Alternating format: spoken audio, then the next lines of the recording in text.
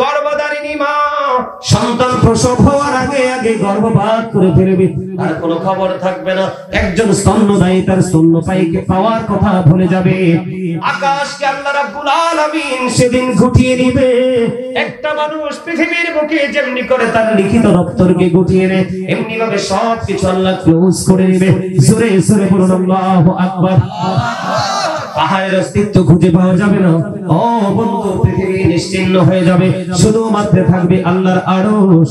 ওই দিন হবে অত্যন্ত ভয়ঙ্কর। সেই দিন আপনার বাঁচার জন্য, সুপারিশ করার জন্য রাসূলের প্রয়োজন। এই জন্য রাসূল যে হাদিস বলেছে সেইগুলো মেনে চলা দরকার। আছে না নাই? আর জোরে বলেন আছে না নাই? বন্ধুরে আমার, ফুলচেরাতের পোলটা 30,000 বছরের রাস্তা হবে। কেমন করে সইব, কেমন করে বন্ধু সহ্য করব? সহ্য করার মতো ক্ষমতা কি সেদিন থাকবে? প্রত্যেক মানুষের কবর থেকে হাসরের ময়দানটা 50,000 বছরের রাস্তা হবে বন্ধু। কি করব সেদিন? আমরা কি করব? কোনো উপায় খুঁজে পাবো না। আল্লাহ রাসূল বলে দিয়েছেন, বান্দারে বা উম্মত তোমরা সাবধান হয়ে যাও। হুজুর কেন গো সাবধান হয়ে যাও? আমি আপনাদেরকে বলি, জান্নাতীদের জন্য খাবার জান্নাতি মনে আছে রে আপনাদের? কি জান্নাতীদের খাবার জান্নাত থেকে আসবে। তবে সবচেয়ে বড় মজার বিষয় হলো তারা যত ইচ্ছা খাইবে, কিন্তু পায়খানা হবে না, প্রস্রাব হবে না, মল মূত্র ত্যাগ করবে না। ঢেকুর আসার সঙ্গে সঙ্গে ফিনিশ হয়ে যাবে।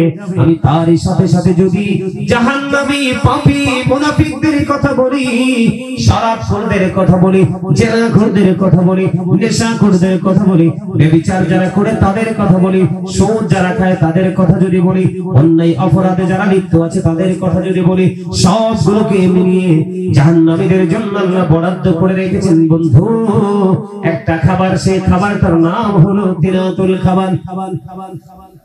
নাউযুবিল্লাহ বলেন না? ইয়া রাসূলুল্লাহ, ইয়া হাবিবাল্লাহ, নবী গো, এই তিনাতুল খাবারটা কি? আমার নবী বলেছেন আরেকটা জাহান্নামীর নিংড়ানো রক্তপুঞ্জ। এত আস্তে একটা মরে পচে দুর্গন্ধযুক্ত হয়ে যাবে, বডিটা লিকুইড হয়ে যাবে, আর আরেকটা জাহান্নামীকে সেটা খাইতে দেওয়া হবে।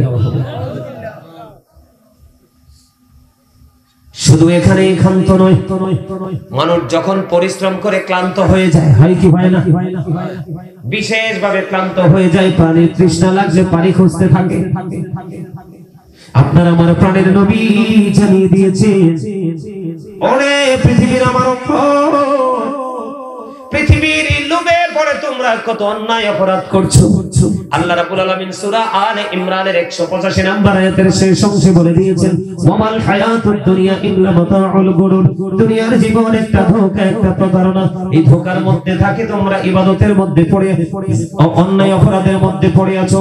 জাহান্নামী যখন পানির তৃষ্ণা লাগবে, পানি পানি করে চিৎকার দিতে থাকবে, আল্লাহ রাব্বুল আলামিন তাদের জন্য পানি বরাদ্দ করে রেখেছে। ওই পানিটা এত গরম, এটা মাথা দিয়ে যখন ডালা দেয়া হবে, হাদিস শরীফের মধ্যে এসেছে, মাথায় যখন ঢেলে দেওয়া হবে, ও বন্ধু, এটা ভিতরে প্রবেশ করবে। ভিতরে প্রবেশ করার পরে ভিতরে সবকিছু একেবারে জুস। দেখেছেন কিনা? দেখছেন কিনা? জুস বললে অনেকে সাধারণ মানুষ না বুঝতে পারে, ম্যাক্সিমাম লোকে বুঝতে পেরেছেন। আপনাদের বাড়িতে সুজি বা হালুয়া রান্না হয় কিনা? আমরা আগে খাইছি না একেবারে লিকুইড চাউলের গুঁড়া দিয়ে অথবা আটা ময়দার গুঁড়া দিয়ে কি করা হয়? রুটি খাওয়ার জন্য হালুয়া বানানো হয় কি হয় না? ও বন্ধু, সাধারণ ভাষায় যদি বলি সিন্নি। আপনারা সিলেটের মানুষ কি কন? তাবারুকরে সিন্নি কন না? বিরিয়ানিরও আপনারা সিন্নি কন, মানে তাবারুক হইলে আপনারা সিন্নি বলেন। কিন্তু এটার মধ্যে ক্লাস আছে। একটা হলো বিরিয়ানি, আর একটা হলো আতপ চাল বা চিকন চাল দিয়ে বন্ধু চিনি দিয়ে বা গুড় দিয়ে রান্না করা হয়, একেবারে তরল করে, এরকম লিকুইড। কথা কি বুঝতে পারছেন নি? এই গরম পানি মাথার মধ্যে ঢালার সঙ্গে সঙ্গে ভিতরের মধ্যে প্রবেশ করবে। আপনার ভিতরে যা কিছু আছে সব কিছু লিকুইড হয়ে বের হতে থাকবে। যন্ত্রণা, চিৎকার কে শুনবে সেদিন? কে ডাকবে রে? কে সেদিন তোমারে ডাক শুনবে, তোমারে হাহাকার শোনার মতো কেউ থাকবে না। কারণ জীবন ভর আলেমরা বলেছে তুমি কোনোদিন শুনোনি, এই লিকুইড তোমার সাদাটা বহাল থাকবে বন্ধু। এখানে শুধু ক্ষান্ত নয়, জাহান্নামীদের জন্য একেবারে কম কষ্ট, একেবারে কম আযাব, আগুনের এক জোড়া জুতা বন্ধু পরিয়ে দেওয়া হবে। মাথার মগজটা টকবক টকবক করে উতরাইতে থাকবে। সেদিন তোমার কোনো দুঃখের সীমা থাকবে না, সেগুলো তোমার শোনার মতো তো কেউ থাকবে না। বাঁচতেও তো পারবা না, মরতেও তো পারবা না, পালিয়ে যেতেও পারবা না। তোমাকে জাহান্নামের যে আগুনটাতে পোড়ানো হবে, জাহান্নামের যে আগুনটাকে পোড়ানো হবে, আল্লাহর হাবিব বলেছেন আগুনটা 1 বছর তাপ দিয়েছে, আগুনের রং হয়ে গেছে বন্ধু লাল। আর 1 বছর 1000 বছর 1000 বছর তাপ দিয়েছে, রং হয়ে গেছে লাল। আরো 1000 বছর দিয়েছে, রং হয়ে গেল সাদা। আরো 1000 বছর তাপ দিয়েছে, তাপ দেওয়ার পরে হয়ে গেছে 100% কালো। চুরি চুরি বলুন না নাউজুবিল্লাহ। এই আগুনটা পাপী মানুষের জন্য বন্ধু বরাদ্দ করা আছে। আমার মা আয়েশা সিদ্দিকা রাদিয়াল্লাহু তাআলা আনহা নবীজিকে প্রশ্ন করলেন, ইয়া রাসূলুল্লাহ, ইয়া হাবিবাল্লাহ, নবী গো, কিয়ামতের ময়দানে নারী পুরুষ কি একত্রিত উঠবে? রাসূল বললেন, হ্যাঁ, তারা উলঙ্গ অবস্থায় উঠবে, তাদের পরনে কোনো পোশাক থাকবে না, পুরুষরা খৎনাবিহীন অবস্থায় থাকবে। ইয়া রাসূলুল্লাহ, ইয়া হাবিবাল্লাহ, প্রাণের নবী, নবী গো, ওই দিন নারী পুরুষ উভয় হাসরের ময়দানে উলঙ্গ অবস্থায় থাকবে, ল্যাংটা থাকবে। ইয়া রাসূলুল্লাহ, তারা কি একজন আরেকজনের দিকে নজর দেবে না? আমার আপনার প্রাণের নবী জানিয়ে দিয়েছেন, আয়েশা রে, ও আয়েশা, ওই দিনটা এত বিপজ্জনক, এত ভয়ঙ্কর হবে, ওই দিনটাই কেউ কারো দিকে নজর দিবার মতো সুযোগ থাকবে না। জোরে জোরে বলেন না আল্লাহু আকবার। আযাব থেকে বাঁচার দরকার আছে নি? আছে। আযাব থেকে বাঁচতে চাইলে, পরিপূর্ণ জান্নাতি হতে চাইলে আপনাকে আমাকে কয়েকটা কাজ করতে হবে। আপনাদের এই লাল মাটিতে, লাল টিলাতে আপনার সুদ খায়নি মানুষ? খায়?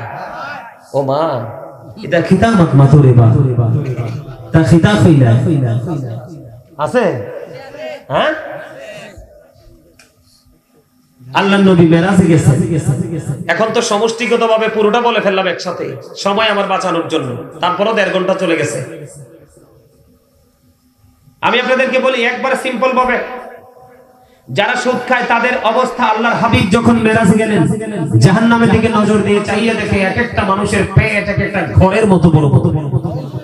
জিবরাইলকে প্রশ্ন করলেন, ভাই জিবরাইল, এরা কারা? ইয়া রাসূলুল্লাহ, এরা হলো পৃথিবীর সুদখোর।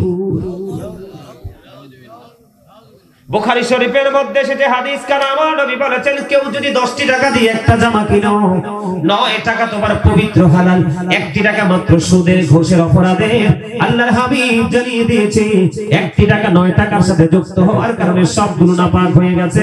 কিয়ামত পর্যন্ত নামাজ পড়তে পারবে, আল্লাহর দরবারে নামাজ কবুল হবে না। এখন গ্রামের কিছু মহিলাও আছে বাটপার, সুদ লাগায় টাকা, আছে না নাই? ছেলে বিদেশ থাকে, জামাই চাকরি করে, টাকা হাওলাত চাইলে দিবে না, সুদ চাইলে বলবে বড় বুবুর কিছু টাকা আছে। আছে না নাই? এরকম বাটপার মহিলা আছে। মনে রাখবেন, ওই মহিলার বাচ্চা কোনোদিন মানুষ হবে না। বন্ধু, হারাম খাইয়া কখনোই হালাল হইতে পারে না।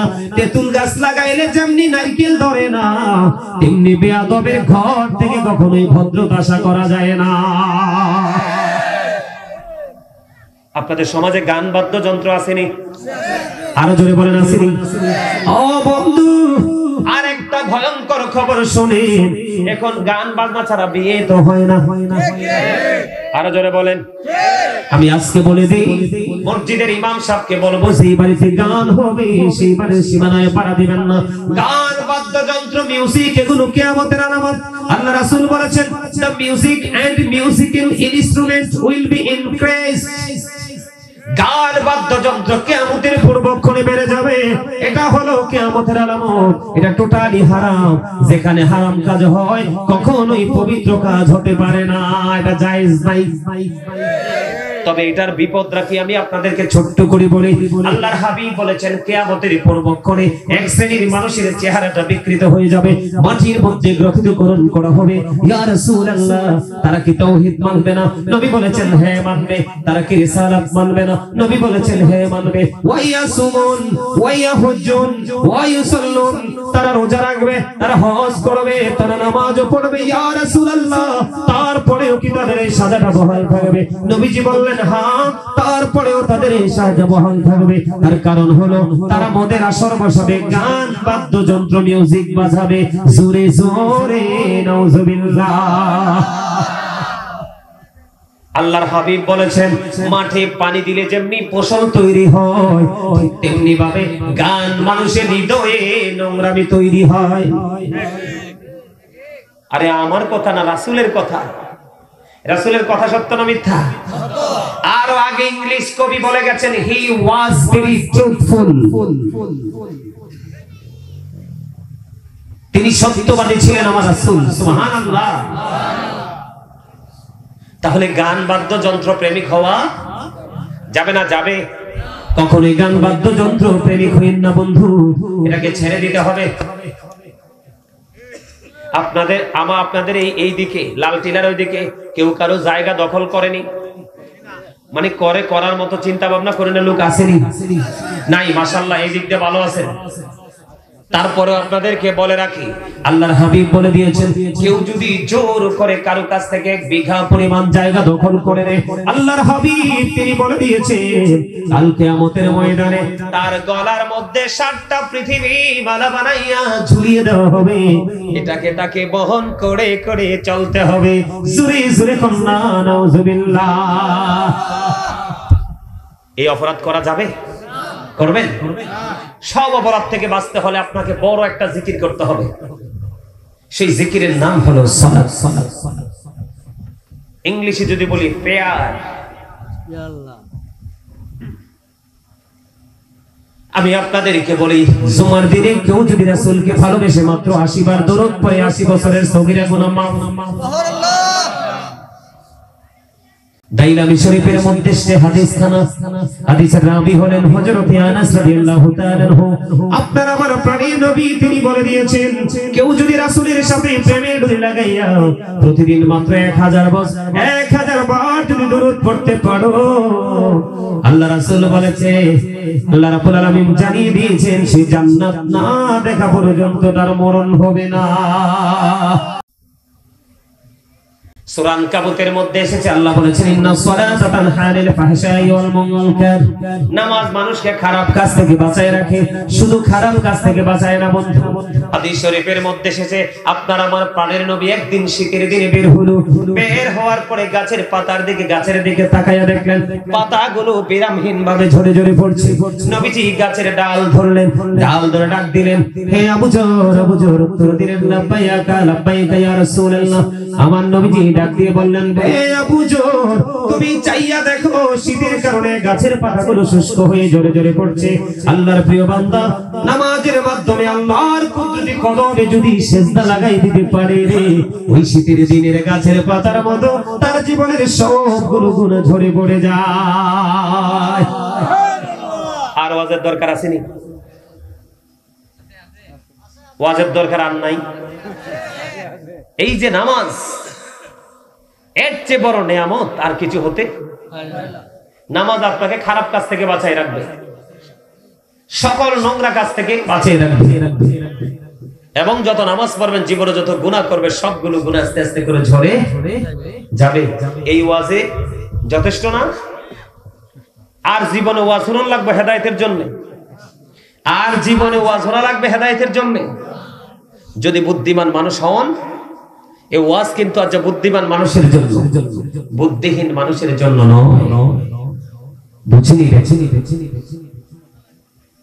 ঘন্টার পর ঘন্টা আলোচনা করতে হয় না, সারা জীবন আলোচনা করতে হয় না। একটা মানুষের জীবনকে বদলানোর জন্য একটু আলোচনাই যথেষ্ট।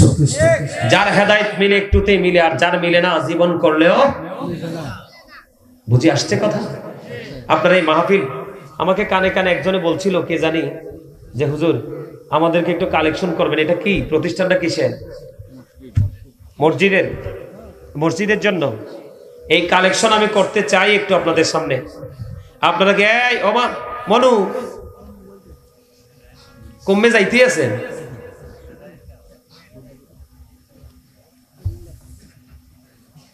এই মিয়া মানুষটি কি এক রোগে ধরছে, অসভ্য রোগ। এটা কি রোগ? বলে হুজুর রোগ কি কোনোদিন সভ্য হয়? হ্যাঁ, কিছু কিছু রোগ আছে সভ্য হয়, আর কিছু কিছু রোগ আছে অসভ্য। আমি বলি তার কারণ কি জানেন? এই দেখেন, আমি কোরআন শরীফটা খুলি, ওই সময় রাখা দিলাম। আমি কোরআন শরীফটা একটু খুলি, আপনারা একটু আমার ইয়াটা দেখেন, আল্লাহ কি বলছে কোরআনে। আমাদের দেখছে ম্যাক্সিমাম লোকের এই অসুখ। কি? ম্যাক্সিমাম লোকেরই এই অসুখ। আপনি একটু খেয়াল করে দেখেন আল্লাহ রাব্বুল আলামিন কি বলেছে। বিসমিল্লাহির রহমানির রহিম।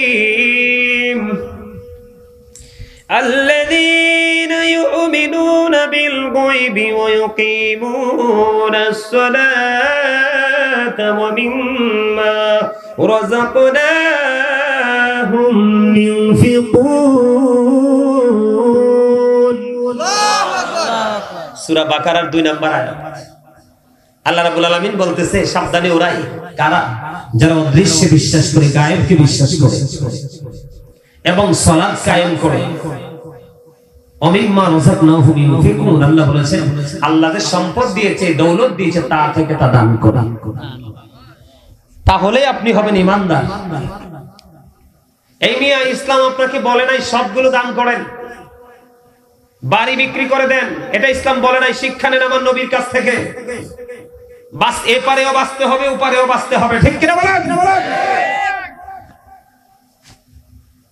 আল্লাহর হাবিব একদিন, তার প্রিয় সাহাবী একজন অসুস্থ, নামটা আমার মনে নাই, দেখতে গেলেন। দেখতে যাওয়ার পরে ওই সাহাবী আল্লাহ রাসূলকে ডেকে বলতেছেন, ইয়া রাসূলুল্লাহ, নবী গো, আমার সব সম্পত্তি আমি দ্বীনের জন্য কুরবানি করে দিব। নবীজি বললেন, না, খেয়াল করবেন, শিক্ষা দেখেন দ্বীনের কি শিক্ষা। নবী বললেন, না, সবগুলো দেওয়ার দরকার নাই। ইয়া রাসূলুল্লাহ, অর্ধেকটা দিয়ে দিব। নবীজি বললেন, না, সেটাও দেয়া যাবে না। ইয়া রাসূলুল্লাহ, ইয়া হাবিবাল্লাহ, নবী গো, তাহলে 1/3 আমি দান করে দিব, তার মানে 3/1 অংশ।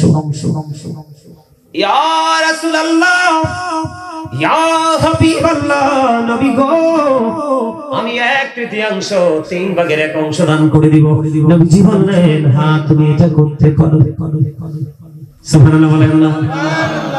হুজুর, নবীজি প্রথম 2 বারে কেন না করলো? না করার কারণ হলো, বন্ধু, নবীজি এই কারণে না করেছে রে, নবীজি তোমাকে বুঝিয়ে দিয়েছে, না না, তুমি তোমার সন্তানকে এমন ভাবে রেখে যেও না, তুমি চলে যাওয়ার পরে সন্তান যেন কারো কাছে হাত পাততে না হয়। তোমার সম্পদ তুমি 2 অংশ তুমি রেখে দাও তোমার সন্তানের জন্য, ওনাদের জন্য, তারাও পৃথিবীতে চলুক। আর 3/1 অংশ তুমি আল্লাহর সন্তুষ্টির জন্য দান করে দাও। তোমার অসুবিধা হবে না, ওটা তোমার ওই পারের বাজার। বলে, হুজুর কেমন বাজার? আমিও তো গুনাহগার, মাত্র 5 মাসে 32 বছরের পুরনো একটা মসজিদ বানাইছি, আল্লাহ আমাকে দিয়ে বানাইছি। 32 বছরের পুরনো। সমাজে কত কোটিপতি আছে রে, ও বন্ধু, মসজিদ মাদ্রাসায় টাকা দেয় না। মদের আসরে, গানের আসরে, শিল্পীদের আসরে টাকার কোনো অভাব হয় না। আমরা হুজুরদেরকে যখন দাওয়াত দেয়, হাদিয়া দিয়ে কষাকষি শুরু হয়। হুজুররা নিজে খায়, কিতাব কিনে মাদ্রাসা চালায়, এতিম চালায়। ঠিক কিনা বলেন? ও বন্ধু, একজন অসভ্য শিল্পী আনতে লাগে 2-4টা গান করবে লাগে 15 লক্ষ। এই টাকা কোনদিন কোন গরিব মানুষ দেয় না রে, এই টাকা দেয় সমাজের অসভ্য ধনী মানুষরা। কথা বুঝে আসছে কিনা? 32 বছরের পুরনো মসজিদ মাত্র 5 মাসে কমপ্লিট। আগে হয়তো 5 ওয়াক্ত, এখন বন্ধু জুমা চালু করেছি আমি, অত গুনাহগার জুমা চলে আজকে, এই আজকে 29, কালকের দিন পড়ে বন্ধু 12 মাসে পড়বে। সুবহানাল্লাহ বলেন না? বলো হুজুর, অথচ আমি এখনো পর্যন্ত ভাড়া বাসায় থাকি রে, অন্যের বাসায় ভাড়া থাকি বন্ধু, মা বাবা স্ত্রী সন্তান ভাই বোন নিয়ে এখনো বাড়ি বানাইনি, বাড়ি বানাইতে পারিনি, কিন্তু বন্ধু অর্ধ কোটি টাকা খরচ করে মসজিদ হয়ে গেছে। বলো হুজুর কেন গো? চট্টগ্রাম থেকে আমার একজন ভক্ত আমাকে ফোন দিয়ে বলল, হুজুর আমি তো জানি আপনি ভাড়া বাসায় থাকেন, কিন্তু মসজিদ যে বানাইলেন, আমি তাকে উত্তর দিয়েছিলাম, স্পষ্ট মনে আছে রে, আমি যদি নিজের ঘরে থাকি তাহলেও মরতে হবে রে, যদি ভাড়া ঘরে থাকি তাহলেও মরতে হবে, কিন্তু ওপারে যেতে হবে, এটা সত্য।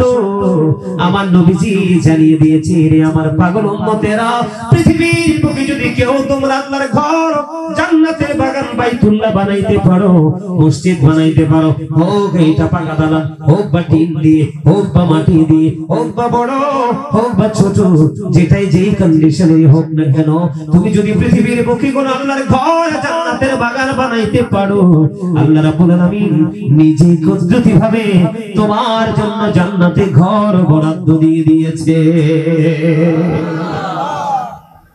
এমন লোভ কখনো কোনো মুমিনকে সামলাইতে পারে? কথা বলেন, পারে? পারে। আমার সাথে আমার কিছু ভালোবাসার মানুষ তারাও যুক্ত হয়েছে। সুবহানাল্লাহ বলেন, আরো জোরে বলেন না। আমি আপনাদেরকে আরেকটা হাদিস শরীফ বলি, আব্দুল্লাহ ইবনে মাসউদ রাদিয়াল্লাহু তাআলা আনহু থেকে হাদিসখানা বর্ণিত।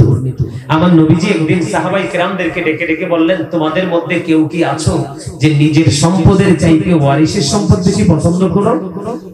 সাহাবীরা বললেন, না ইয়া রাসূলুল্লাহ, আমাদের মধ্যে এমন কেউ নেই। নবীজি তখন বললেন, তাহলে নিজের সম্পদ কোনটা, ওয়ারিসের সম্পদ কোনটা তোমরা জেনে নাও। নবীজি বললেন, মানুষ ইন্তেকাল করার আগে আল্লাহর সন্তুষ্টির জন্য যা দান করে যায় সেটা হলো তার নিজের সম্পদ, মরার পরে ওপারে গিয়ে পাবে। আর যেটা পৃথিবীতে রেখে যায়, যেমন ক্ষেত, বাগান, বাড়ি, সোনা গয়না, ক্যাশ, কিছু টাকা, এগুলো আসলে যদিও তিনি মৃত্যু ব্যক্তি রেখে গেছে, এগুলোতে আর ওনার কোনো মালিকানা নেই, তিনি চিরদিনের জন্য চলে গেছে, এগুলোর মালিক হলো তার ওয়ারিস। এই জন্য নবী বলেছেন, বুদ্ধিমান মানুষের কাজ হলো নিজের সম্পদের, ওয়ারিসের সম্পদের আগে নিজের সম্পত্তি কি করা, মজুদ করা। আর নিজের সম্পদ হলো আল্লাহর সন্তুষ্টির জন্য আপনি যেই কাজে ব্যয় করেন, এটা হলো কি। আর এদিকে সূরা বাকারাতে আল্লাহ কি বলেছেন, ঈমানদার ওরাই, মুমিন ওরাই, সাবধানে ওরাই যারা অদৃশ্যে বিশ্বাস করে, সালাত কায়েম করে, আল্লাহ যে দৌলত দিয়েছে তা থেকে দান করে। আপনি একটা খেজুর পরিমাণে দান করেন, আপনার সওয়াব কম হবে না? হবে না। আপনারা কি মসজিদের জন্য, মসজিদ কোন দিকে? এটা মসজিদ, টিনের ঘর, টিন দিয়ে বানাই রাখছে, ওয়াল হইছে। আরে আমি বিল্ডিং দেখে তো বুঝতে পারছি রে, উপরে টিন, এটা টিন সেট। তো এটাকে আপনারা একটু ডেভেলপ করতে চান না? নিজের এরিয়ার সবাই মিলে একটা মসজিদ দিলে কত সুন্দর লাগে, মসজিদে আসলে বসলে শান্তি লাগে না? আপনারা এই মসজিদের জন্য কি আসলে সত্যি দান করবেন? যদি বলেন যে করবেন, আমি কথা বলবো না, বলবো না, করবেন না? হ্যাঁ, আমি আপনাকে তো বলবো না যে আপনি আপনার ক্ষতি করে দেন। নবীকে ওই সাহাবীকে বলছিলেন সবগুলো দেও, আমার 500 টাকা দাও। আপনার নামে 500 টাকা খাতা আছে নি রে? লেখো সুন্দর করে, তুমি এন দিয়ে আমার সামনে দিয়ে বই, এখানে বসো। তবে আমি আপনাদেরকে বলি, যেহেতু আল্লাহর ঘর, আপনারা 5000 মানুষ যদি এই মসজিদটা বানা, ঠিক 5000 মানুষের মালিকানা থাকবে। হাসরের ময়দানে আল্লাহ যেই জান্নাতে আপনার জন্য যে মসজিদটা, ঘরটা থাকবে, এটা 5000 জনের মালিকানায় থাকবে। বাংলাদেশে যেমন একটা জায়গা 10 জনে মিললে 10 জনের নামে দলিল হয় না? আজকে আপনারা 1 টাকা হোক, 5000 টাকা হোক, 50,000 হোক, যে যাই দিয়ে এই আল্লাহর ঘরের জন্য সহযোগিতা করবেন। ওই আল্লাহ যে জান্নাতে ঘর বরাদ্দ দিয়েছে ওই ঘরের মালিকানায় আপনারা সবাই থাকবেন। আল্লাহ যেন সেইভাবে তো কবুল করে, আমিন বলেন। তবে আমি আপনাদেরকে বলবো, যদি সামর্থ্য থাকে কম দিয়েন না, এটার সাথে সাথে আরেকটা বলবো, যদি কারো পকেটে সুদের টাকা থাকে এই টাকাটাও দিয়েন না। এই জীবন যখন শেষ হয়ে যাবে, এই জীবনের পরে যে জীবনটা শুরু হবে এটা মৃত্যুর মাধ্যমে শুরু হয়ে যাবে। ওই জীবন যখন শুরু হয়ে যাবে আপনার আমার ঠিকানা হয়ে যাবে বন্ধু কবর। আমার নবী জানিয়ে দিয়েছেন, আল কবরু রাউজাতুন মিন রিয়াদিল জান্নাতি আও হুফরাতুন মিন হুফারিন নার। আল্লাহর হাবিব সরকার মদিনা আপনার আমার প্রাণের নবী বলে দিয়েছে, রে পৃথিবীর মানুষ, ভবানীপুরের মানুষ, লাল টিলার মানুষ, হৃদয় খুলে শোনো, আল্লাহর হাবিব বলে দিয়েছে কবর জান্নাতের একটা বাগান হবে, আবার জাহান্নামের একটা গর্ত হবে। নেগেটিভ এন্ড পজিটিভ, আলো এবং আধার, ভালো এবং মন্দ, দুইটি রূপে রূপান্তরিত হবে কবর। এই হাদিস শরীফ দ্বারা প্রমাণিত বন্ধু, দুইটির উপর রূপান্তরিত হবে। এর মধ্যে পুরো দুইটা দিকের মধ্যে একটা দিক হলো মুমিনের জন্য, আর কষ্টের যন্ত্রণা, কষ্টের জায়গা, যন্ত্রণার জায়গা ওই সাইডটা হবে মুনাফিক এবং বেঈমান কাফেরের জন্য। জোরে জোরে বলেন না নাউজুবিল্লাহ। আপনার আমার প্রাণের নবী হাদিস শরীফ দ্বারা তিনি বর্ণনা করে দিয়েছেন বন্ধু। এখন আমি যদি কোরআন শরীফের 30 পারা সূরা ইনফিতরের মধ্যে যাই, আল্লাহ রাব্বুল আলামিন অত্যন্ত চমৎকার ভাবে তিনি বলে দিয়েছেন, বিসমিল্লাহির রহমানির রহিম, وَإِذَا الْقُبُورُ بُعْثِرَتْ عَلِمَتْ نَفْسٌ مَا قَدَّمَتْ وَأَخَّرَتْ।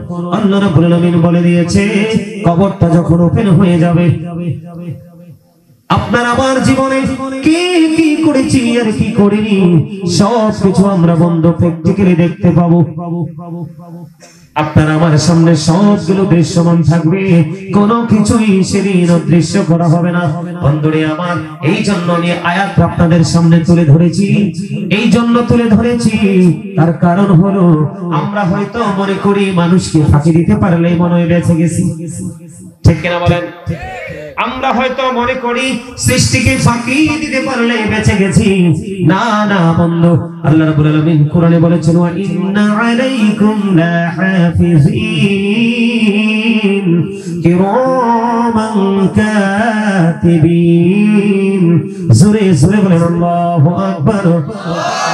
কিরামান কাতিবিন আছে আপনার আমার দুই কাঁধে, কিরামান কাতিবিন কাঁধে বসিয়া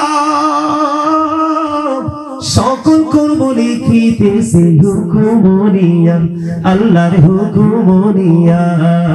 40 কদম হাঁটিয়া আসবে রে সজন, মুনকারে নাকির হাজির হইবে রে তখন। ঘুমটা খুলিয়া সোয়াল ও মুসলিম ভাই, ঘুমটা খুলিয়া সোয়াল করিবেন তখন। 40 কদম হাঁটিয়া আসবে রে সজন, কি সওয়ালের কি জবাব হইতে যে পারে। সময় থাকিতে ও মন জানিও তারে, ও মন জানিও তারে। জোরে জোরে বলুন না মারহাবা, আর জোরে বলুন না মারহাবা। বন্ধু, আমি আপনাদেরকে শুরুটা করবো এমন ভাবে, মরণ কি জিনিস, মরণ কাকে বলে, কোন রোগ দেখলে আমরা একটা মানুষকে মৃত বলতে পারি? যখন আপনার আমার দেহের মধ্যে বন্ধু আত্মাটা আছে, ততক্ষণ পর্যন্ত আপনি আমি জিন্দা। যেদিন আপনার আমার এই দেহ থেকে আত্মাটা বের হয়ে যাবে, সেদিন আপনি আমি হয়ে যাব মৃত। প্রত্যেকের নামের আগে যুক্ত হয়ে যাবে মরহুম। এই যে মৃত্যুবরণ করব, মৃত্যুবরণ করার পরে মানুষের ঠিকানা হলো ওই জীবনের প্রথম ধাপ হলো বন্ধু কবর। আপনাদেরকে আমি বলে রাখি, হযরত ইসলামের তৃতীয় খলিফা হযরত উসমান বিন নূরাইন রাদিয়াল্লাহু তাআলা আনহু, তিনি কবর দেখলে এত বেশি কান্না করতে, কবর দেখলে তিনি এত বেশি পরিমাণে তিনি কাঁদতেন। ও বন্ধু, তিনি যখন কোন কবর দেখতেন ওনার চোখ দিয়ে ঝর্ণার মতো পানি প্রবাহিত হতো। ওনাকে যখন প্রশ্ন করা হলো, কেন গো আপনি জাহান্নামের আলোচনা হলেও আপনি এত কাঁদেন না, কিন্তু কবর দেখলে এত কাঁদেন, তার কারণ কি? তিনি বলে দিয়েছেন কবর দেখলে কাঁদার কারণ হলো ওই যে ভবিষ্যৎ, ওই যে ফিউচার, ওই যে পরকালীন জীবন, ওই জীবনের প্রথম ধাপ হলো কবর। ওই কবরে পরীক্ষা, কবর ইন্টারভিউতে যদি কেউ পাস করে রে, তাহলে তার বাকি সবগুলো স্টেপ তার জন্য ইজি হয়ে যাবে, অন্যথায় অত্যন্ত ডিফিকাল্ট হয়ে যাবে। ঠিক কিনা বলেন বন্ধুরা? আবার কবর বড় ভয়ঙ্কর। এই কবর সম্পর্কে আমাদের ধারণা নাই। আজকে যদি এই কবর সম্পর্কে আপনার আমার ধারণা থাকতো, তাহলে এই দুনিয়ার বুকে আমরা কি করতাম না, এত রং তামাশা করতাম না, নামাজ ছেড়ে দিতাম না, রোজা ছেড়ে দিতাম না, সত্যকে ত্যাগ করতাম না, মা বাবার করে যায় আগুন দিতাম না।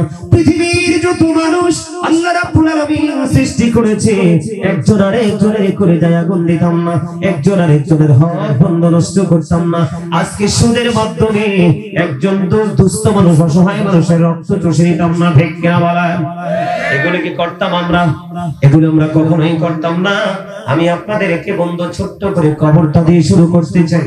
আল্লাহ রাব্বুল আলামিন অত্যন্ত চমৎকার ভাবে তিনি বলে দিয়েছেন, আপনি আমি যখন কবরে যাব, আল্লাহ রাব্বুল আলামিন বলে দিয়েছেন ইন্না বাতশা রাব্বিকা লাশাদীদ। আল্লাহ রাব্বুল আলামিন বলে দিয়েছেন আল্লাহর ধরা, আল্লাহর পক্ষ বড় শক্ত, বড় কঠিন। আল্লাহ রাব্বুল আলামিন তার মাই বান্দাকে শক্ত করে ধরবে। আল্লাহ রাব্বুল আলামিন বলে দিয়েছেন ইন্নাল্লাহা সারিউল হিসাব। Allah is going to take account. Allah হিসাব গ্রহণে অত্যন্ত তৎপর। আল্লাহ রাব্বুল আলামিন বন্ধু বান্দাকে শক্ত করে ধরবে, ধরার পরে বান্দার কাছে হিসাব চাইবে। বান্দা যদি হিসাব দিতে না পারে, তার পুরো জীবন বন্ধু বিপন্ন হয়ে যাবে। কিন্তু আপনাকে আমাকে মনে রাখতে হবে, আল্লাহ রাব্বুল আলামিন বলে দিয়েছে তুমি যদি বিপদে পড়ে যাও, তুমি যদি বিপদগ্রস্ত হয়ে যাও, আল্লাহর কোরআন সাক্ষী দিয়েছে, আল্লাহ বলেছেন লা ইয়ামুতু, ওখানে তোমার আর মরণ হবে না। পিপল উইল নট ডাই, দেখবে সেদিন মানুষ মরতে পারবে না। আল্লাহ বলেছেন ফিহা ওয়ালা ইয়াহইয়া, সেদিন মানুষ বাঁচতে পারবে না। আল্লাহ বলেছেন people will not be able two live that day, সেদিন মানুষ বাঁচতে পারবে না। আল্লাহ রাব্বুল আলামিন আর বলে দিয়েছেন ওয়ামা হুয়ান হাবিগিবিন, আল্লাহ বলেছেন people will not be able to escape that day, সেদিন মানুষ সেখান থেকে পালাইতেও পারবে না। রে বাবারিপুর লাল টিলার মানুষ রে, আমার ভাই, আমার বাবারা, আমার মা বোনদেরকে ডেকে ডেকে বলছি গো, হৃদয়ের জানালা খুলে শোনো। ও বন্ধু, আল্লাহর হাবিব বলেছেন কবরটা জান্নাতের একটা বাগান হবে, জাহান্নামের একটা গর্ত হবে। ওই দিক দিয়ে কোরআন খুলে দেখলাম আল্লাহ রাব্বুল আলামিন সূরা ফুতুরের মধ্যে বলে দিয়েছেন, আল্লাহ রাব্বুল আলামিন বলে দিয়েছেন তোমাদের জীবনের ভালো মন্দ লেখার জন্য আমি দুটো ফেরেশতা নিয়োজিত করে দিয়েছি। আবার বলেছেন তোমাদের জীবনের যা কিছু করেছো সবগুলো তোমার সামনে প্র্যাকটিক্যালি তুলে ধরা হবে। এই দিক দিয়ে আল্লাহ বলেছেন তোমাকে শক্ত করে ধরা হবে। আবার বলেছেন তোমার হিসাব চুকিয়ে চুকিয়ে নেওয়া হবে। বান্দারে ওই দিন তুমি বাঁচতেও পারবে না, মরতেও পারবে না, পালাতেও পারবে না। আল্লাহ আপনারা বলেছেন ফি আই সূরাতিন নাশা, আপনি বলেছেন আমাদেরকে আপনার ইচ্ছে মতো করে বানিয়েছেন। আল্লাহ বলেছেন হ্যাঁ, আমি তোমাদেরকে বলেছি, আমি তোমাদেরকে আমার মন মতো করে বানাইছি। কিন্তু এটাও সত্য, তোমাদেরকে আমি বানানোর পরে সঠিক রাস্তা তোমাদেরকে দেখিয়ে দিয়েছি। তোমরা সঠিক রাস্তায় হাঁটোনি। কোরআন শরীফের সূরা ইউনূসের 44 নম্বর আয়াতে আল্লাহ রাব্বুল আলামিন বলে দিয়েছেন ইন্নাল্লাহা লা ইয়াযলিমুন নাসা শাইয়্যান ওয়ালাকিন্নান নাসা আনফুসাহুম ইয়াযলিমুন। আল্লাহ রাব্বুল আলামিন বলেছেন আল্লাহ আল্লাহর বান্দার উপর জুলুম করে না, বান্দা নিজের উপর জুলুম করে। এরে লাল টিলার মানুষ, আল্লাহ রাব্বুল আলামিন আরো বলে দিয়েছে ওই দিন তোমরা কারো উপর দোষ চাপাতে পারবে না, কারো উপর কোনো ধরনের কোনো নেগেটিভ চিন্তা তোমরা বর্তিয়ে দিতে পারবে না। তার কারণ হলো আল্লাহ বলেছেন আল্লাহ বান্দার উপর জুলুম করে না, বান্দা নিজের উপর জুলুম করে। আল্লাহ রাব্বুল আলামিন আরো বলে দিয়েছেন আল্লাহু লা ইউহিব্বুজ জালিমিন, আল্লাহ বলেছে আল্লাহ জালেমদেরকে ভালোবাসে না। আওয়াজ করে বলেন না নাউযুবিল্লাহ।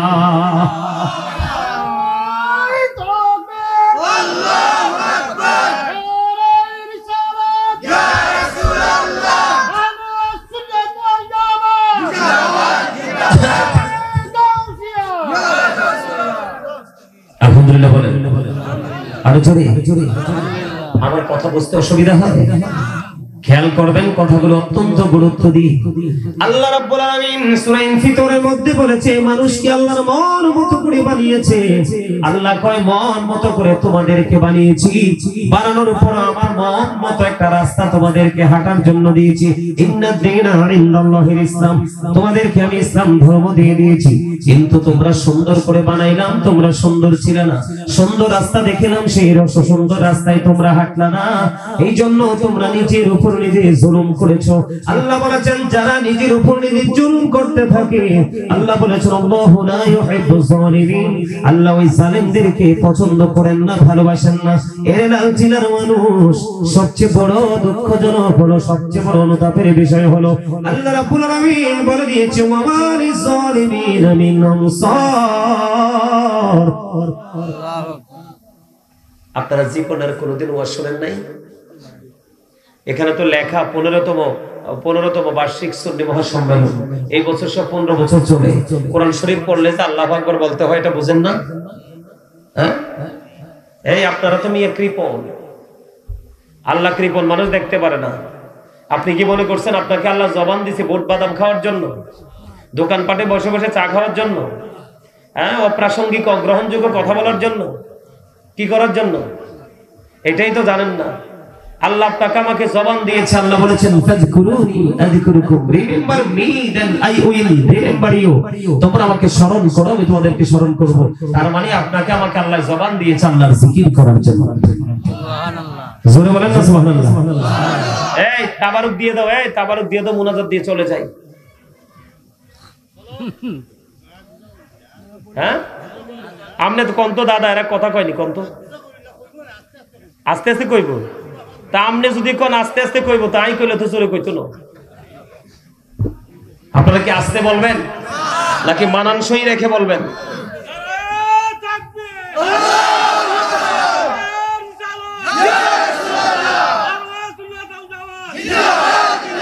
দেখছেন দাদা না খেপারে পিয়া, দেখছেন দাদার বয়স কত হইব? মিনিমাম 70-75 হইব না? হইব। আর তোমার বয়স, তোমার বয়স কত? 18, 19, 20, 25, 30 এর মধ্যে সীমাবদ্ধ। দেখছো নি এনার্জি, ইমানি শক্তি এমনই। ইমান বড় মজার জিনিস, যার ইমান নাই তার কিছুই নাই। ঠিক কিনা বলেন?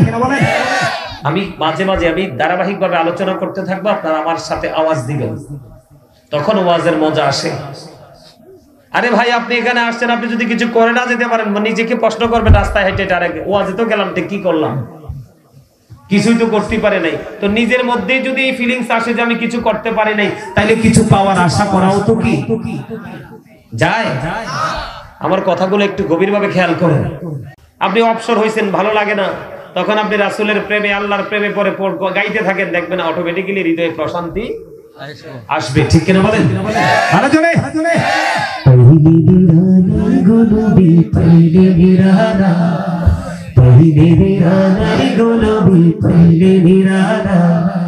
দুই কদমে চুমু খাবো, দুই কদমে চুমু খাবো, চরণে ধরে মাখবো গায়ে, পহিলে নিরালাই, পহিলে নিরালাই, পহিলে নিরালাই গো নবী, পহিলে নিরালাই। আমার নবী কত দূরে, লোহিত সাগরের তীরে, আইরে মদিনারি সোনার গড়ে আছেন তিনি সর্বদাই, পহিলে নিরালাই গো নবী। না মাশাআল্লাহ, মোটামুটি এনার্জি আসছে, আসছে না? আরো আইবো, ঠিক না? আরো আসতে হবে তো, আইবো আইবো। দেখো নাই কি করছে ময়মনসিংহ শম্ভুগঞ্জে, দরবার শরীফ আগুন লাগাইয়ে পোড়াই ফেলছে, দেখছো নি? মসজিদ সহ। ওরা এখানেও আসবে, সচেতন থাকতে হবে, সবাইকে জাগ্রত থাকতে হবে। ওরা সারা বাংলাদেশে তাণ্ডব চালাবে যদি আমরা ঘুমিয়ে থাকি। এই আওয়াজ নিয়ে কি মোকাবেলা করা যাবে? কথা বলে যাবে? সবাই সবার জায়গা থেকে কি থাকতে হবে? সজাগ থাকতে হবে। ইয়াজিদের বংশধররা, কার বংশধর? ইয়াজিদের বংশধররা, ইয়াজিদের প্রেতাত্মারা 61 হিজরিতে রাসূলের কলিজার টুকরাকে নির্মমভাবে শহীদ করেছে। মা বোনদের উপর হায়নার মতো ছাপিয়ে পড়েছে। 1000-এরও বেশি মা বোন অবৈধ সন্তান প্রসব করেছে ইয়াজিদ বাহিনীর তাণ্ডবে। জোরে বলেন না নাউজুবিল্লাহ। 700-এরও বেশি সাহাবীকে অতর্কিতভাবে হত্যা করেছে। এই ইয়াজিদের প্রেতাত্মারা আজকে এগুলো করছে, ঠিক কিনা বলেন? আপনাদেরকে ঘুমিয়ে থাকলে চলবে না, সজাগ থাকতে হবে। কাঞ্চনে ওয়াস্তে বন্ধুরে আমার দিকে তাকান। আমি কি বলতে চাই? মাঝে মাঝে সুবহানাল্লাহ, মাঝে মাঝে আলহামদুলিল্লাহ, আল্লাহু আকবার বলবেন। জান্নাতের বাগান মুখরিত হয়ে উঠবে। আল্লাহ বলেছেন আমি বান্দাকে সুন্দর করে বানাইলাম, সুন্দর করে বানাইয়া সুন্দর একটা রাস্তা আমি দিয়ে দিলাম। এই রাস্তায় যারা হাঁটলো না তারাই নিজের উপরে নিজে জুলুম করলো। আল্লাহ কই যারা জুলুম করলো তারা হলো জালিম। আল্লাহ বলেছেন আল্লাহু লা ইউহিব্বুজ জালিমিন। আল্লাহ জালিমদেরকে কি করেন না, পছন্দ করেন না, ভালোবাসেন না। আল্লাহ বলেছেন ওমারি জালিমিনা মিনান সার। জালিমরা যখন বিপদে পড়ে আল্লাহ তাদের জন্য কোনো সাহায্যকারীও রাখে নাই। জোরে জোরে বলেন না নাউজুবিল্লাহ। ভবানীপুর লাল টিলার মানুষ হৃদয় খুলে শোনো বন্ধু, এখন তুমি যে জুলুম করলে জুলুমের প্রকাশ তুমি পাবে কোথায় গেলে? কবরে গেলে কেমনে প্রকাশিত হবে আমি আপনাদেরকে বলি। আমি আজকে আপনাদেরকে এই কবর সম্পর্কে কয়েকটা হাদিস শোনাবো বন্ধু। এর মধ্যে প্রথম যে হাদিস শরীফ এটা হলো মুমিনকে ঘিরে। সুবহানাল্লাহ বলেন। বন্ধুরি আমার, মুমিনকে যখন কবরে রাখা হবে কালো বর্ণের নীল চক্ষু বিশিষ্ট দুজন ফেরেশতা কবরে প্রবেশ করবে। কালো বর্ণের নীল চক্ষু বিশিষ্ট দুজন ফেরেশতা কবরে প্রবেশ করবে। কবরে প্রবেশ করার পরে একজনের নাম হলো বন্ধু মুনকার, আরেকজনের নাম হলো নাকির। এই দুজন কবরের মধ্যে প্রবেশ করবে। প্রবেশ করে বন্ধু ওই আল্লাহর প্রিয় বান্দাকে ডেকে ডেকে তুলবে। ডেকে তোলার পরে আল্লাহর বান্দাকে প্রশ্ন করা হবে তোমার রবকে। তিনি উত্তর দিবেন আল্লাহ তোমার দিন কি? তোমার দিন ইসলাম। তোমার মাঝে যিনি প্রেরিত হয়েছে, তোমাদের মাঝে যিনি এসেছে উনি কি চিনো? তখন সঙ্গে সঙ্গে মদিনার কামলিওয়ালার পাগল, মদিনাওয়ালার পাগল ইমানদার মুমিন মুমিনা নারী এবং পুরুষ ওরা উত্তর দিয়ে দিবে হ্যাঁ তিনি হলেন আল্লাহর প্রিয় বান্দা এবং রাসূল। জোরে জোরে বলুন না সুবহানাল্লাহ। বন্ধু তিনি যখন উত্তর দিবে, উত্তর দেওয়ার সঙ্গে সঙ্গে গায়েব থেকে আওয়াজ নেমে আসবে। গায়েব থেকে আওয়াজ চলে আসবে। সে আওয়াজটা হবে এমন দৈর্ঘ্য এবং প্রস্থে বন্ধু তার কবরটা 70 গুণ চওড়া হয়ে যাবে। জোরে জোরে সুবহানাল্লাহ। আপনারা কি বলেন? লম্বা। আর এটার কি বলেন? চওড়া। যাক সেটাই বলেন আপনাদের হিসাবে। দৈর্ঘ্য এবং প্রস্থ উভয় দিক থেকে মুমিনের কবর 70 গুণ প্রশস্ত হয়ে যাবে। আল্লাহ রাব্বুল আলামিন গায়েব থেকে ওয়াদা করবে আমার ওই প্রিয় বান্দার কবরটাকে তুমি নূরের আলোতে আলোকিত করে দাও। তার কবরটা নূরের আলোয় বন্ধু আলোকিত হয়ে যাবে। আল্লাহ রাব্বুল আলামিন বলবে তার কবরটাকে নূরের আলোর সাথে নূরের আলোয় আলোকিত করে দাও। জান্নাতের সাথে তার কবরের একটা সংযোগ সৃষ্টি করে দাও এবং কবরটাকে জান্নাতের বাগান বানিয়ে জান্নাতের গালিচা বিছিয়ে দাও। ও লাল জিনার মানুষ, এখানেই শুধু ক্ষান্ত নয়, তখন আল্লাহ রাব্বুল আলামিনের এই প্রিয় মুমিন বান্দা ফেরেশতাদেরকে ডেকে ডেকে বলবে আমাদেরকে একটু সুযোগ দাও, আমাকে একটু সুযোগ দাও, আমি পৃথিবীতে যেতে চাই। কই কেন যেতে চাও? এই জন্য যেতে চাই আমার আপন স্বজনেরা কান্নাকাটি করতেছে, তাদেরকে সান্ত্বনা দেওয়ার জন্য যাই। তখন ওই ফেরেশতারা ডেকে ডেকে বলবে না না, তোমার আর পৃথিবীতে ফিরে যাওয়ার কোনো সুযোগ নেই, তুমি নতুন ভোরের মতো ঘুমিয়ে যাও। ওই পর্যন্ত তুমি ঘুমিয়ে থাকবে যেই পর্যন্ত না তোমার প্রিয়জন তোমাকে না ডাকবে। কথা কি বুঝতে পেরেছেন আপনারা? আমার কথা বুঝে আসছে? আপনাদের কি মনে হয় পৃথিবীর মানুষ কবরস্থানে দেখবে কবরের মতো, কিন্তু মুমিনের কবরটা দৈর্ঘ্যে প্রস্থে 70 গুণ চওড়া হয়ে যাবে, নূরের আলোয় আলোকিত হয়ে যাবে, নতুন বোরের মতো ঘুম পাড়িয়ে দেওয়া হবে। তার কবর থেকে আল্লাহ রাব্বুল আলামিন অর্ডার করবে, আমার ওই প্রিয় বান্দার কবর থেকে জান্নাতের সাথে একটা সংযোগ সৃষ্টি করে দাও। জোরে জোরে সুবহানাল্লাহ। বন্ধু, হৃদয়ের জানালা খুলে তোমরা শোনো গো, শুধু এখানে ক্ষান্ত নয়, সূরা বাকারার মধ্যে আল্লাহ রাব্বুল আলামিন বলে দিয়েছেন, ও বন্ধু, আল্লাহ রাব্বুল আলামিন বলে দিয়েছেন, সূরা বাকারাতে এসেছে, ইনদা রাব্বিহিম ইউরযাকুন, আল্লাহ রাব্বুল আলামিন তাদের জন্য জান্নাতি খাবার বরাদ্দ করে রেখেছে। এটা মুমিনের কবর। কিসের কবর? মুমিন কিন্তু উত্তর দিয়ে দিয়েছে।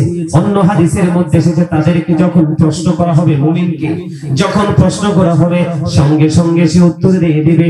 উত্তর দেওয়ার সঙ্গে সঙ্গে গায়েব থেকে কুদরতিভাবে গায়েবী আওয়াজ আসবে, আমার এই বান্দা যা বলেছে সত্য বলেছে।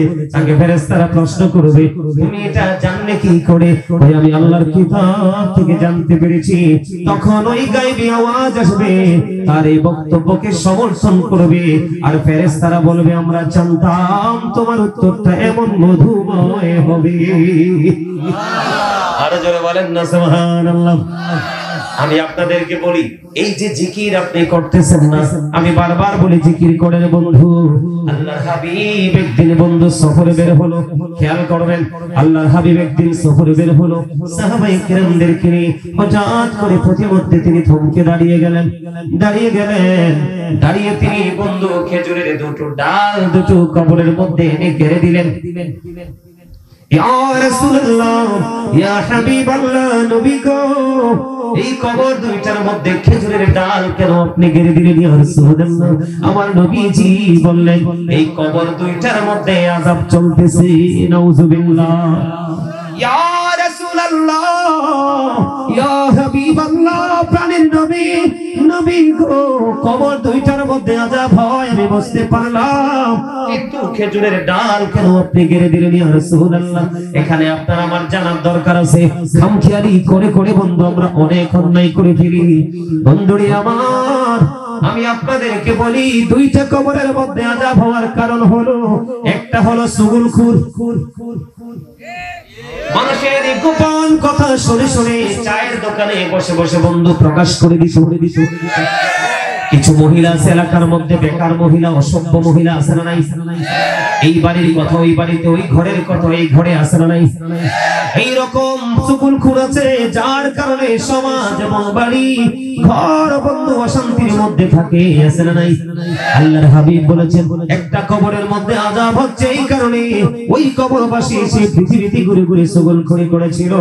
আর একটা কবরের মধ্যে আযাব হচ্ছে এই কারণে, ওই লোকটা সে প্রস্রাব করার পরে পানি খরচ করত, কিন্তু ভালো করে পবিত্র হতো না।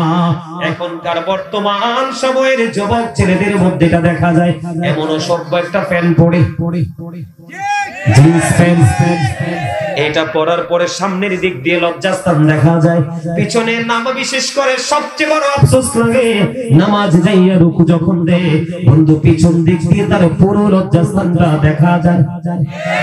আমি আজকে আপনাদেরকে বলি, এই প্যান্ট পরে যখন ছেলেরা হাঁটে প্রায় সময় দেখি এই প্যান্ট গুলো পরে বসা যায় না, দাঁড়িয়ে প্রস্রাব করে দেয়, প্রস্রাব করার পরে সেন্টটা আবার লাগিয়ে দেয়, আবার এই প্যান্টটা পরে মসজিদে চলে যায়। আল্লাহর হাবিব বললেন, ওই মানুষ যে দ্বিতীয় ব্যক্তি ওর কবরে আযাব হচ্ছে, প্রস্রাব করার পরে সে পবিত্র হতো না। জোরে জোরে বলেন নাউযুবিল্লাহ, আর জোরে বলেন না নাউযুবিল্লাহ। আমি আপনাদেরকে বলি, যেহেতু এই হাদিসটা এসেছে, যেহেতু কবরের সাথে যুক্ত বন্ধু, সাদ বিন মুআজ রাদিয়াল্লাহু তাআলার ইন্তেকালের পরে খেয়াল করবেন, সাদ বিন মুআজ রাদিয়াল্লাহু তাআলা আনহুর ইন্তেকালের পরে তার জানাজায় ৭০,০০০ ফেরেশতা অংশগ্রহণ করেছে। তারপরেও আল্লাহর হাবিব তার কবরের পাশে দাঁড়াইয়া দোয়া করে দিয়েছে, ইয়া রাসূলুল্লাহ, ইয়া হাবিবাল্লাহ, নবী, নবী গো, কেন গো তার কবরের পাশে এসে তাসবিহ তাহলিল দোয়া চলছে?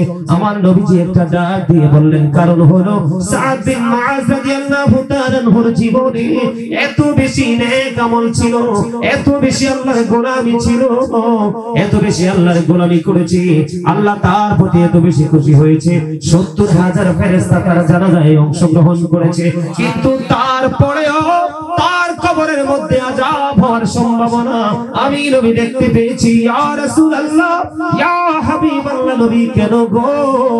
আমার নবীজি বললেন তার মধ্যে আমল ছিল যদিও বেশি, কিন্তু একটা জায়গায় সে যথেষ্ট উদাসীন ছিল, সে প্রস্রাব করার পরে ভালো করে পবিত্র হতো না। আমি আজকে আপনাদেরকে বলি, ভবানীপুর লালটিনার যুবকদেরকে বলি, তোমরা প্রস্রাব করে সাথে সাথে প্রস্রাব করে পানি খরচ করিও না।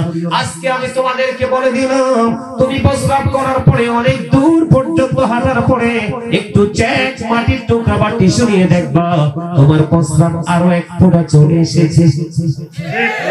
পুরুষের প্রস্রাব কিন্তু সহজে ক্লিয়ার হয় না, কম পক্ষে কিছু কদম হাঁটতে হয়। ওই পর্যন্ত তোমাকে পানি খরচ করা যাবে না যেই পর্যন্ত তোমার প্রস্রাবটা ক্লিয়ার না হবে, আর যেই পর্যন্ত তোমার প্রস্রাব ক্লিয়ার না হবে সেই পর্যন্ত তুমি ওযু বানাইয়া নামাজে যাইও না।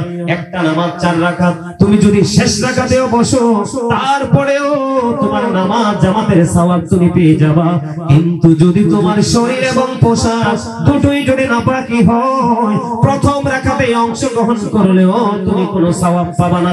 কারণ আল্লাহর হাবিব বলেছেন, লা তুকবালু সালাতুন বিগাইরি তুহুর ওয়ালা সাদাকাতুন মিন গুরুর, পবিত্রতা ছাড়া আমল কবুল হয় না, হালাল টাকা ছাড়া দানও কবুল হয় না।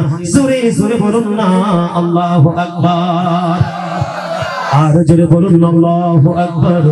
এবার বলতেছিলাম বন্ধু, আল্লাহর হাবিব বলতেছেন একটা কবরের মধ্যে সুগুলখোর আর একটা কবরের মধ্যে প্রস্রাব করে পবিত্র হতো না নাপাক মানুষ, এই জন্য তাদের কবরে আযাব হচ্ছে। ইয়া রাসূলুল্লাহ, ইয়া হাবিবাল্লাহ, নবী গো বুঝে নিলাম কবর দুইটার মধ্যে অপরাধের কারণে সাজা হয়, কিন্তু এই দুইটা কবরের মধ্যে দুইটা খেজুরের ডাল কেন আপনি গেড়ে দিলেন ইয়া রাসূলুল্লাহ? আমার নবীজি বললেন এই দুইটা কবরের মধ্যে খেজুরের ডাল দুইটা গেড়ে দেওয়ার কারণ হলো যতক্ষণ পর্যন্ত খেজুরের ডালগুলো সবুজ থাকবে ততক্ষণ আমার মাওলার জিকির করবে, আর জিকির যতক্ষণ চলবে কবরবাসীর কবর আযাব কিছুটা হলেও আমার আল্লাহ মাফ করবে। আপনার আপন স্বজন কবরে আছে না নাই? কথা বলেন। এই হবিগঞ্জ ভবানীপুর লালটিলা, উত্তর ভবানীপুর লালটিলা গ্রামের মধ্যে কবর আছে না নাই? আজকে যে মাহফিলে আসছেন এটা আপনার কবরবাসীর জন্য হাদিয়া, আর জিন্দা যারা আছে তাদের রূহের জন্য খাবার। ওয়াজ শুনে কি দেহের মধ্যে শান্তি আসে না মনের মধ্যে? মনের মধ্যে। আরেকটা কয় দেহের মধ্যে। দেহের তো দাম নাই, দেহে যতক্ষণ রুহু আছে ততক্ষণ দেহ, যেদিন দেহ থেকে রুহু পার হয়ে যাবে I am a dead, you are dead, আপনি আমি আমরা সবাই কি মৃত। আত্মার মধ্যে শান্তি যতক্ষণ না আসবে দেহের শান্তি ততক্ষণ কল্পনা করা যায়। রুহের শান্তি আসলে অটোই দেহ শান্তি হয়, ঠিক কিনা ঠিক? কেউ পেট ভরে খেয়ে শান্তি, কেউ না খেয়ে শান্তি, ঠিক না বন্ধুরে আমার? আমি কবর নিয়ে আরেকটু আলোচনা করব, শুনবেন? আরো জোরে বলেন, শুনবেন? কবর আমি কিন্তু আছি কোথায়? মুমিনের কাছে। কোথায়? আমি কিন্তু এখনো বন্ধু মুনাফিকের কাছে যাইনি, আমি এখনো পর্যন্ত মুমিনের কাছে আছি। মুহাম্মদ ইবনে নসর রাদিয়াল্লাহু তাআলা আনহুর বাবা মানুষ যখন মারা যাইতো জানাজায় অংশগ্রহণ করতে পারলে তিনি খুশি হতেন। মানুষের জানাজা দিতে একদিন এমন এক অবস্থা হলো, একজন মৃত ব্যক্তিকে বন্ধু দাফন করার জন্য গেলেন। যাওয়ার পরে তিনি দেখতে পাইলেন একে একে সবাই ওনাকে দাফন করে মাটি দিয়ে চলে গেল। সর্বশেষে মুহাম্মদ ইবনে নসর রাদিয়াল্লাহু তাআলা আনহুর বাবা তিনি কবরের পাশে দাঁড়িয়ে রইলেন। কি আশ্চর্য প্রেমের খবর দেখে তিনি কবরের পাশে দাঁড়িয়ে রইলেন। দাঁড়িয়ে থাকতে থাকতে ওরা দৃষ্টিগোচর হলো, সকল মানুষ চলে গেল। উনি নজর দিয়ে চাইয়া দেখলেন কবরের মধ্যে বন্ধু জিন্দা দুইটা মানুষ যেন প্রবেশ করতেছে। আল্লাহু আকবার বলেন না? উনি বলতেছে জীবনে দেখা তো থাক দূরের কথা, কোনোদিন তো শুনিওনি। উনি কি করলেন? এই কবরের পাশে বন্ধু দাঁড়িয়ে রইলেন। দাঁড়িয়ে থাকতে থাকতে থাকতে থাকতে দেখলেন কিছুক্ষণ পরে একজন বের হয়ে চলে গেল, আর একজন এখনো পর্যন্ত বের হয় না। তিনি চিন্তা করলেন কি করা যায়, রহস্য আমার সামনে উদ্ঘাটন করতে হবে। এবার তিনি কি করলেন, আল্লাহ রাব্বুল আলামিনের দরবারে 10 বার সূরা ইয়াসিন 10 বার সূরা মুলক তিলাওয়াত করলেন। আল্লাহ রাব্বুল আলামিনের দরবারে তিনি দরখাস্ত করে দিলেন, মালিক আমার সামনে রহস্য ভরা দৃশ্য আমি দেখতে পাচ্ছি। আমার এই যে কবরের মধ্যে দেখলাম দুটো মানুষের রহস্য দেখি। আল্লাহ রাব্বুল আলামিন আল্লাহর কাছে যখন দরখাস্ত দিলেন, ওই ব্যক্তি দরখাস্ত শেষ হইতে দেরি, দোয়া শেষ হইতে দেরি। এবার চাইয়া দেখলেন নতুন কবরটা ফাইটা দুইটা টুকরা হয়ে গেছে। জোরে জোরে বলুন আল্লাহু আকবার। কবরটা ফাইটা বন্ধু দুইটা টুকরা হয়ে গেল। ওই যে একজন আগেই চলে গেল, আর একজন এখন পর্যন্ত অবস্থান করতেছে। উনিও বের হয়ে রওনা দিলেন। রওনা দেওয়ার সঙ্গে সঙ্গে ওই মুহাম্মদ ইবনে নসর রাদিয়াল্লাহু তাআলা আনহুর বাবা একটা ডাক দিয়ে বললেন, আপনারা কে গো? একজন আগেই চলে গেল, আপনি এখন চলে যাচ্ছেন, আপনাদের পরিচয় কি? এবার উনি উত্তর দিলেন, আমরা পৃথিবীর কোনো মানুষ নই, আমরা এসেছি আল্লাহর পক্ষ থেকে। আজকে যাকে দাফন করা হয়েছে আল্লাহর প্রিয় বান্দা, আল্লাহ রাব্বুল আলামিনের পক্ষ থেকে এসেছি, ফেরেশতাদের প্রশ্নের জবাব যেন শিখিয়ে দিতে পারি। এটা হলো মুমিনের জন্য বন্ধু। মুমিনের নিয়ামতের কোনো শেষ নেই। সর্বোপরি আমি বলবো, আল্লাহ কোরআনে বলেছে মুমিনদের জন্য জান্নাতি খাবার বরাদ্দ। এই হলো বন্ধু, ছোট্ট করে বললাম, এই হলো মুমিনের কবর। এবার আমি মুনাফিকের কাছে যাব। মুনাফিক কথায় কথায় কি বলে? মিথ্যা বলে। কেউ আমানত রাখলে সেটা খেয়ানত করে ফেলে। এখন মিথ্যা বললে, আমানত খেয়ানত করে ফেললে, নবীর সাথে দুশমনি করলে তার উপরে রহমত থাকেনি।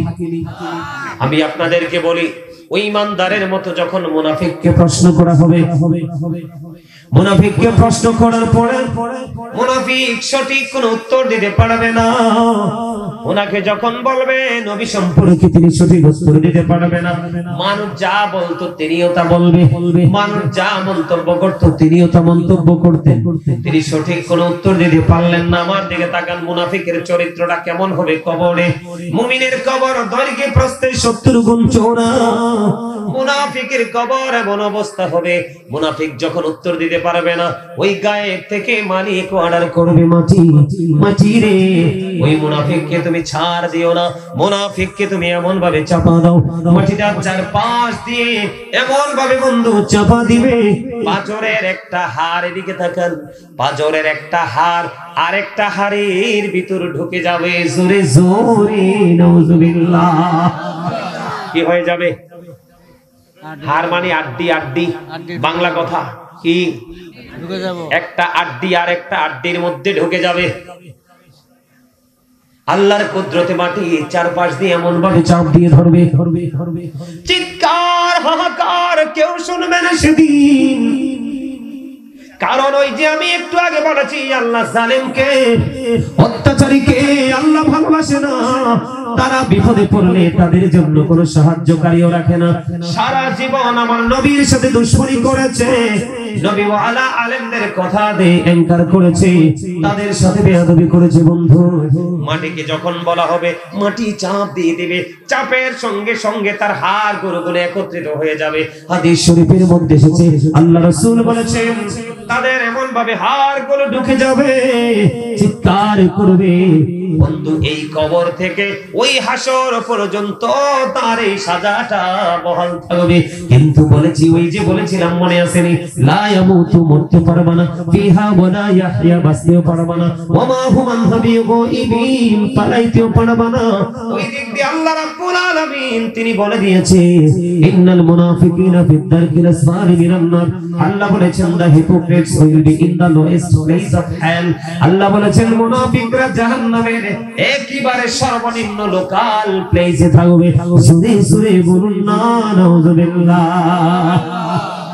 আপনারা কি মুনাফিক দেখেন নাই? দেখেন না মুনাফিক? এখন যে মুনাফিক দেখেন, এগুলো হলো বন্ধু ছোট। কারবালার ময়দানে যে মুনাফিক ছিল অত্যন্ত বড় বড়, কিন্তু এই যে আমার দাদা বলেছে এখনো বড় বড় আছে, কিন্তু বড় বড় আছে যেগুলো দৃশ্যমান আমরা তাদেরকে দেখি, তাদের চেহারা আছে, তবে ওদের মতো বড় নয়। বলে হুজুর কেন বললেন? কারণ ওরা তো ডাইরেক্টলি আমার নবীজির কলিজার টুকরাকে শহীদ করে দিয়েছে। কথা বলেন না কেন? ইমাম হোসাইন, ইমাম হাসান হুসাইন দুই ভাই যুবক, তোমাদের বন্ধু। আল্লাহ রাসূল হাদিস শরীফের মধ্যে এসেছে, আল্লাহ রাসূল বলেছেন আল হাসান ওয়াল হুসাইন সাইয়্যিদা শাবাবি আহলিল জান্নাহ। আল্লাহর হাবিব বলেছেন Imam Hasan and Hussain are the leader of younger people in Jannah. বন্ধু, জান্নাতে তোমাদের জন্য, জান্নাতে যুবকদের সরদার হবে আমার নবীজির কলিজার টুকরা। এই মুনাফিক আপনাদেরকে একটা एग्जांपल দেই। কি কি হয়েছে? কিছু বলবেন? হ্যাঁ, তো কিছু না বললে কানে কানে কথার দরকার আছে। নিয়ে নে, আপনারা হয়তো বাড়িঘর থেকে আসছেন, হুট করে বাড়ি ঢুকে যাবেন। আমার আশাটা এনে সহজ না, যে আমারে দাওয়াত দিছে হে কইতে পারবো কদিন ফোন দিছি। আমি তো আসবোই না, যেহেতু এসেই পড়েছি আপনাদেরকে একটু আলোচনা শোনার দরকার আছে না? কথা বলেন, আসেনি নাকি? বিরক্ত হন? বিরক্ত হলে তাবারুক রেডি আছে আমার কাছে, মনে ওইদিকে না তাবারুক? হ্যাঁ, চাইলে দিয়ে দিব, আপনাদের জন্যই করা হয়েছে। একটু শোনেন মুনাফিক কত জঘন্য, একটু শোনেন বন্ধুরে আমার। ইয়াজিদের বাবা আমির মুআবিয়া আমার নবীজির একজন সাহাবী ছিল রে, অত্যন্ত প্রেমময় একজন সাহাবী ছিল। ইয়াজিদ বেঈমান কাফের ছিল না, ইয়াজিদ মুনাফিক মার্কা মুসলমান ছিল। কি মুনাফিক মার্কা মুসলমান ছিল? খেয়াল করেন, ইয়াজিদ বাহিনী ইমাম হুসাইনেরকে শহীদ করে দিয়ে কারবালার ময়দানে ওনার এই পবিত্র মাথাটাকে পদদলিত করলো। পুরস্কারের জন্য যখন ইয়াজিদের বাড়ির দিকে রওনা হলো, রাস্তার মধ্যে অন্ধকার হয়ে গেল, অন্ধকার হয়ে গেল। এখানে গারার পরে বন্ধু, ওখানে বসবাস করতেন এক খ্রিস্টান পাদ্রী। খ্রিস্টান পাদ্রী জানতে পারছে আহলে বাইতের অন্যতম একজন সদস্য আলী মুকাম ওনার কলিজার টুকরা ইমাম হুসাইনকে নিয়ে যায়। এবার বন্ধু খ্রিস্টান পাদ্রী চলে আসলো ইয়াজিদ বাহিনীর কাছে, এসে বলে রে ইয়াজিদ বাহিনী, তোদের মতো হতভাগার কে হতে পারে রে?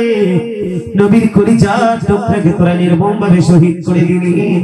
আমাকে শুধু একটা রাতের জন্য ইমাম হুসাইনের মাথাটা শুধু দিবি রে, আমি তোকে তার বিনিময় দিব 10,000 দিরহাম। বন্ধু, মুসলমান নামের মুনাফিকেরা টাকার জন্য 10,000 দিরহামের বিনিময় নবীজির কলিজার টুকরার মাথাটা দিয়ে দিলেন খ্রিস্টান পাদ্রীকে। সারা রাত ওই খ্রিস্টান পাদ্রী সুগন্ধযুক্ত পানি দিয়ে দুধ করে উঁচু জায়গায় রাখলেন। চাইয়ে রইলেন, চাইয়ে দেখলেন সাদা দবদবে সাদা নুরানি পাখি ইমাম হুসাইনের মাথার চারপাশে তাওয়াফ করতেছে।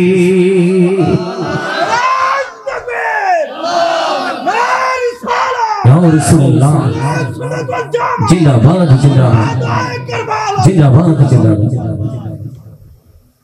মারহাবা বলেন আর জোরে।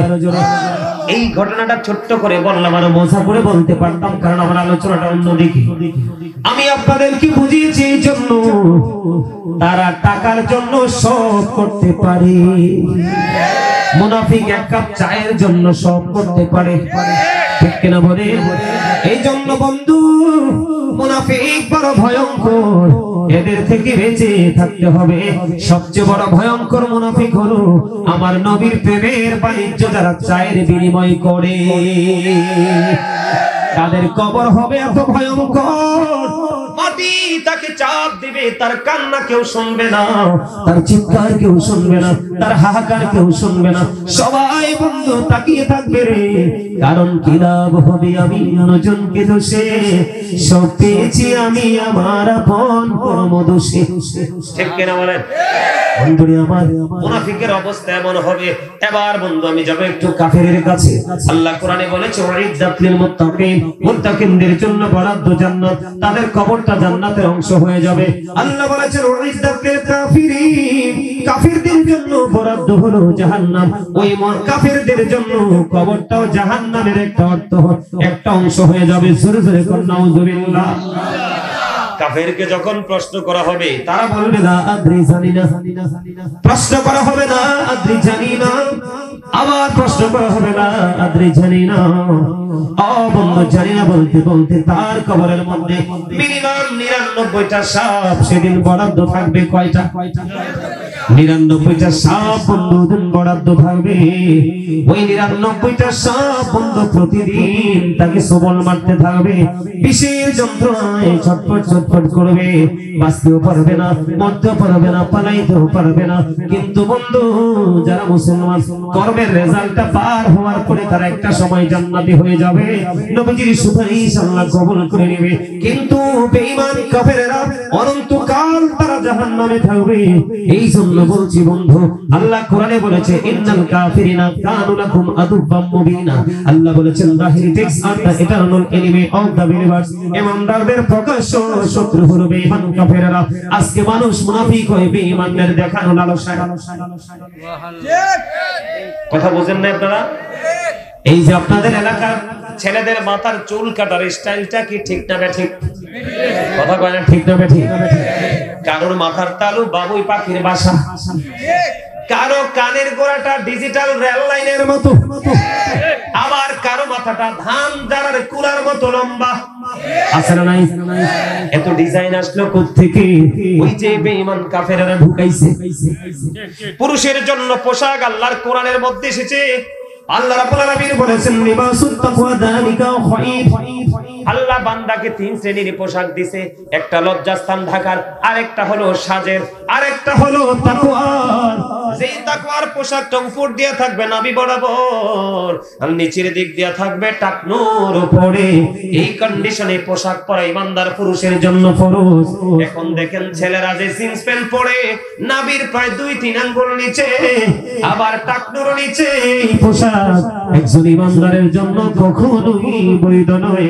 তারই সাথে সাথে যদি আমি বলি মা বোনেরা, যেই মহিলারা 3 পিস বলেন, শাড়ি বলেন, যেটাই বলেন পরার পরে তাদের শরীর দেখা যায়, মনে করবেন নবীজি বলেছেন নারী পুরুষ উভয় হলে ল্যাংটা উলঙ্গ। জোরে জোরে কোন নাউযুবিল্লাহ। আজকে মুসলমানের সংস্কৃতি আসেনি। যদি থাকতো সবগুলো ছেলে পাঞ্জাবি পরে আসতো, সবগুলোর মাথায় টুপি থাকতো। ওই দেখেন আরেকটাই মুস্কি মুস্কি হাসে, দেখতে একটু সুন্দর লাগে, ওইটায় দাড়ি রাখছে একবারে পুরাই বন্ধু মেসির মতো। কথা কম না কেন? আছে না নাই? তোমরা কেন বোঝো না? মেসি তো তোমার দাড়িকে বেইজ্জতি করতেছে। তোমরা কেন বুঝো না? মেসি তোমার রাসূলের আদর্শকে কবরে পাঠাচ্ছে, তোমরা সেটাকে শক্ত করে ধরে নিচ্ছ। তোমরা কেন বুঝো না? তাদের উচিত হবে তোমাদেরকে মডেল হিসেবে গ্রহণ করা, কারণ সৃষ্টির শ্রেষ্ঠ হলো মানুষ, এই মানুষের মধ্যে শ্রেষ্ঠ হলো আখির নবীর উম্মত মুসলমানেরা। আপনি বেঈমান কাফেরকে ফলো করে ইমানদার দাবি করতে পারেননি। এখান থেকে কবর থেকে বন্ধু কাফের, ইমানদার, মুনাফিক, কাফের তারা কবরে থাকতে থাকতে জ্বালা ভোগ করতে যাবে কোথায়? হাসরে। ঠিক কিনা বলেন? হাসরের পরে ফাইনাল ডিসিশনটা হবে। আমার দিকে তাকান, আমার সামনে কোরআন শরীফটা আছে, আমি একটু খুলি, আপনারা কি দেখবেন? একটু দেখবেন, একটু পড়তাম নি। আল্লাহ রাব্বুল আলামিন পবিত্র কালামে হাকিমে সূরা ইনফিতরের মধ্যে আল্লাহ রাব্বুল আলামিন বলতে সময় লাগবে। আল্লাহ রাব্বুল আলামিন সূরা ইনফিতরের প্রথম নম্বরে বলেছেন ইদাস সামাউ ফাতরাত ওয়া ইদাল কাওয়াকিবু মুনতাসারাত ওয়া ইদাল বিহারু ফুজ্জিরাত ওয়া ইদাল কুবুরু বু'সিরাত আলিমাত নাফসুম মা قدمت وأخرت চুরি চুরি বলুন আল্লাহু আকবার আল্লাহ রাব্বুল আলামিন বলে দিয়েছেন কবরটা যখন ভেঙে চলে যাবে তারকাগুলো বিক্ষিপ্ত হয়ে ঝরে ঝরে পড়বে সমুদ্র উদ্বেলিত হয়ে যাবে আল্লাহ রাব্বুল আলামিন বলেছেন সেই দিন ইদাল কুবুর বুসিরাত আলিমাত নাফসুম মা কদ্দামাত ওয়া আখরাত কবরটা যখন ওপেন হয়ে যাবে প্রত্যেকেই দেখতে পারবে জানতে পারবে কে কি করেছে আর কি করেনি এটা হলো বন্ধু হাসরের দিন এত ভয়ঙ্কর হবে সূর্যটা মাত্র আপনার মাথার উপরে থাকবে সরাসরি সূর্যের তাপে কিরণে মানুষ ঘেমে যাবে দুর্গন্ধময় পরিবেশ হয়ে যাবে এটার মধ্যে থাকতে হবে ও বন্ধু কিন্তু মজার বিষয় হলো যারা যৌবনকালে আল্লাহর গোলামি করেছো আল্লাহর হাবিব জানিয়ে দিয়েছে ওই কঠিন বিপদের দিনে আল্লাহ রাব্বুল আলামিন ওই যৌবনকালে যে যুবক এবং যুবতী আল্লাহ নবীর প্রেমে বিভোর হয়েছিলেন আল্লাহ রাব্বুল আলামিন তাদেরকে আল্লাহর আরশের ছায়ার নিচে জায়গা দিবে আর বাকি তার ঠিকানা কোথায় সূর্যের তাপের নিচে সূর্য এখন আছে 9,13,00,000 মাইল দূরে সূর্যের আলো পৃথিবীতে আসতে সময় লাগে মাত্র 8 মিনিট 20 সেকেন্ড প্রতি সেকেন্ডে 1,86,000 মাইল বেগে পৃথিবীর দিকে ছুটে আসে অনেক আবরণ ভেদ করে সূর্যের আলো আসে মানুষ সহ্য করতে পারে না ওই দিন একেবারে মাথার সোহাত উপরে থাকবে সেদিন সহ্য করবা কেমনে বাঁচার সুযোগ নেই মরার সুযোগ নেই পালিয়ে যাওয়ার সুযোগ নেই বন্ধু এই জন্য সেই দিনটা এত বড় ভয়ঙ্কর হবে